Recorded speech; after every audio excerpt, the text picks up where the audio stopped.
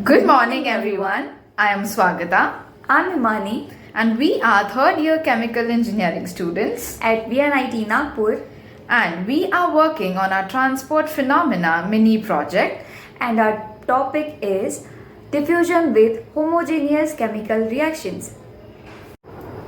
Diffusion is the process by which molecules move from a region of higher concentration to a region of lower concentration, driven by random molecular motion.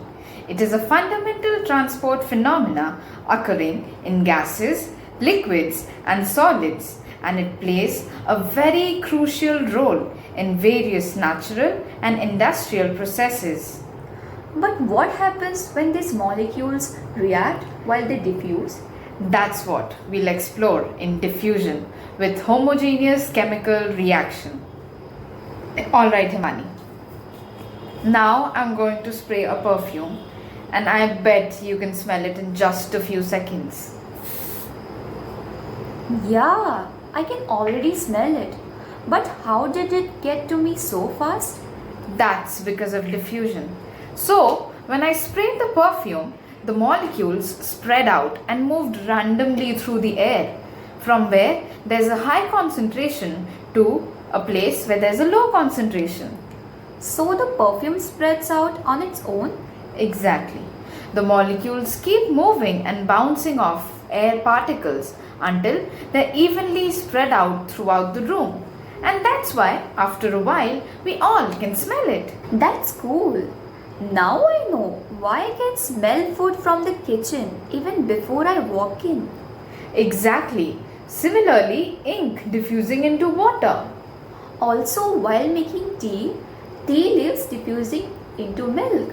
Yes. Okay. Now we have done enough examples of diffusion. Let's further proceed to Fick's law, which defines diffusion. Now let's discuss the Fick's first law. Fick's first law tells us that the rate of diffusion is directly proportional to the concentration gradient.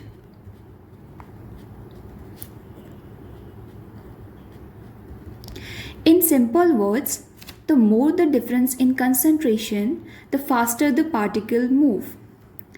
Mathematically, it is written as J is directly proportional to dCA by dZ. To remove this proportionality sign, we use proportionality constant, that is DAB.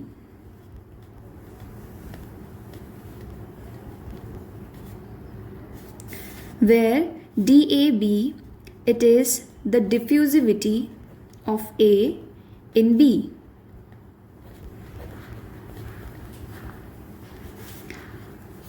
Where J is equals to the amount of substance passing through a unit area per unit time. It is also called as diffusion flux. The dCA by dZ is the concentration gradient. How sharply concentration changes with distance.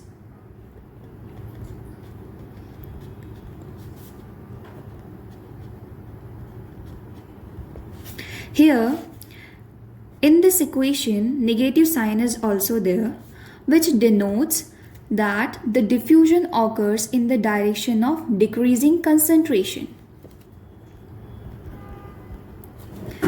This law applies to the steady state diffusion in one dimension only. In the term of dCA by dZ, Ca denotes the concentration of A and its unit is mole per meter cube, where Z denotes distance along the diffusion path and its unit is meter. Moreover, the unit of DAB, that is diffusivity, is meter square per second, and that of J is mole per meter square second. Before moving ahead, we need to know the types of molar flux. So molar flux has two types, N and J, where N, it is relative to fixed location, where J is the flux of constituents relative to average molar velocity of all the constituents.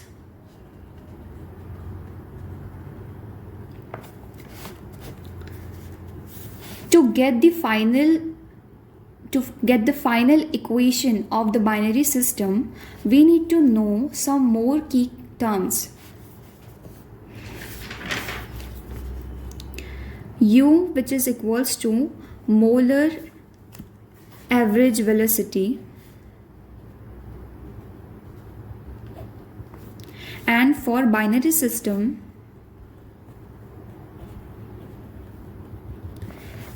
U is equals to 1 by C, CA into UA plus CB into UB, where UA is the mass average velocity and C is the concentration.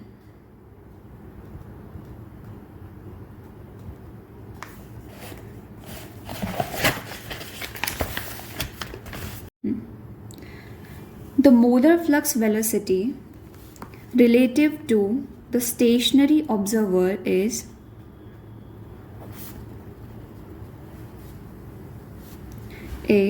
for component A, NA is equals to CA into UA. So we will put this in the equation. U is equals to 1 by C into NA plus NB. The molar flux relative to observer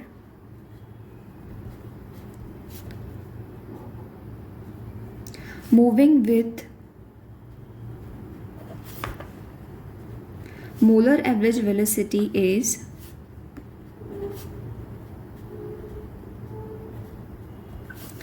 JA into CA to UA minus U.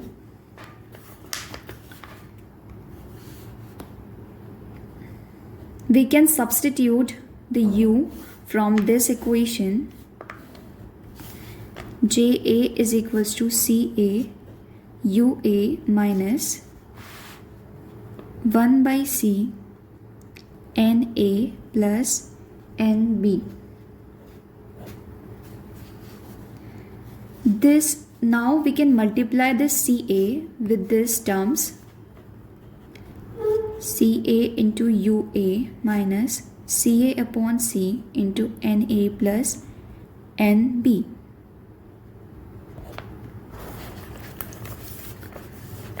From this, NA is equals to CA into UA. So we will substitute NA here.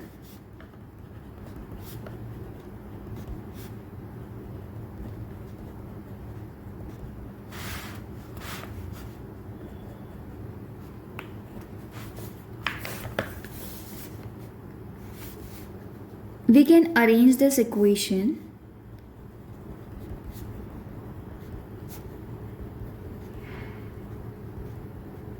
NB. Okay.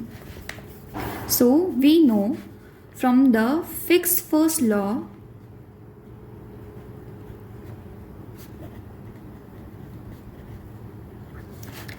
J is equals to minus DAB dCA by dZ. So we will substitute the Fick's first law in this equation. Na is equals to minus DAB dCA by dZ plus Ca by C, Na plus Nb. This is the final equation which we will need it in further lecture. Okay, so let's now imagine putting a drop of ink in a glass of still water. At first, what we can observe is the ink being concentrated in just one spot. But as time passes by, we can see the molecules of ink spreading throughout the glass of water, which is nothing but it is diffusing in the glass of water. The concentration is first highest near the drop and lowest farther away.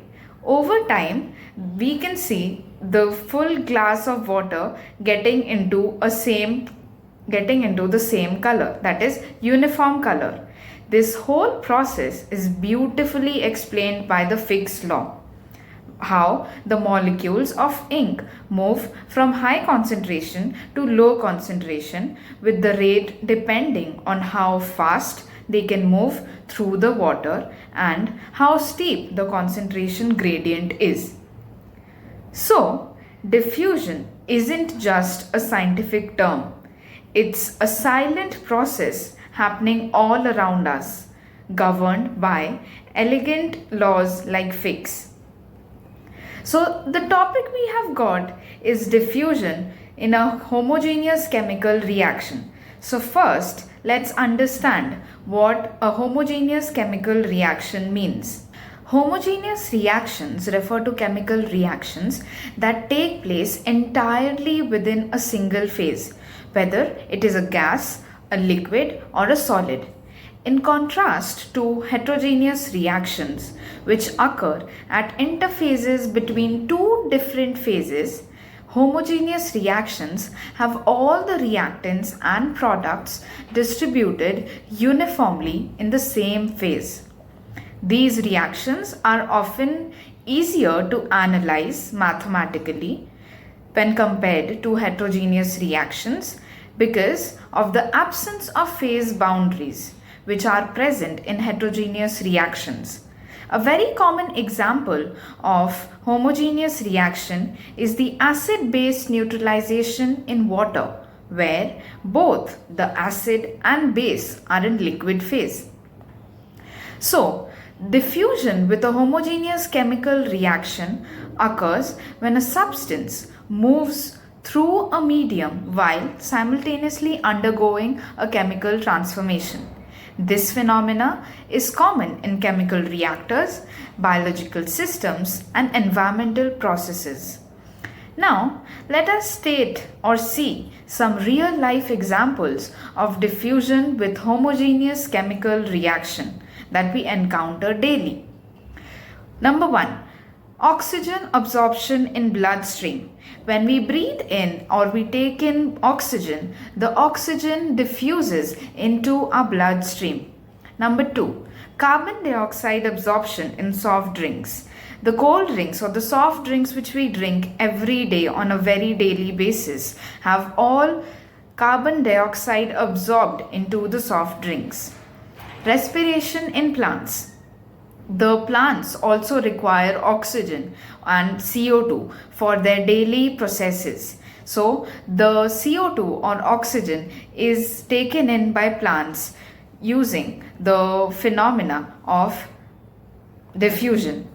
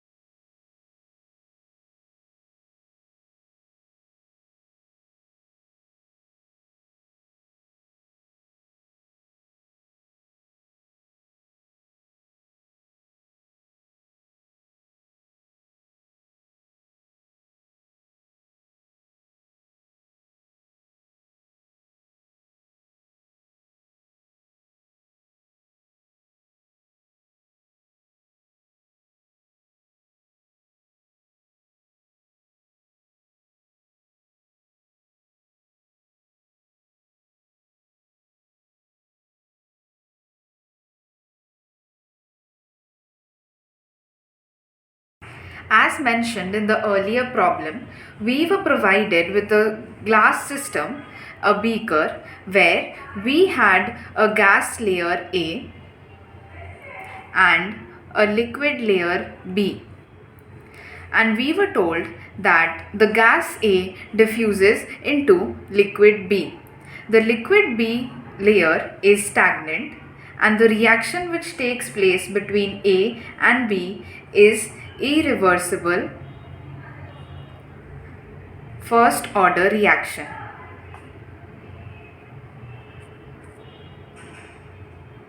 which can be written as A plus B gives AB, and the rate can be written as K1 triple prime CA.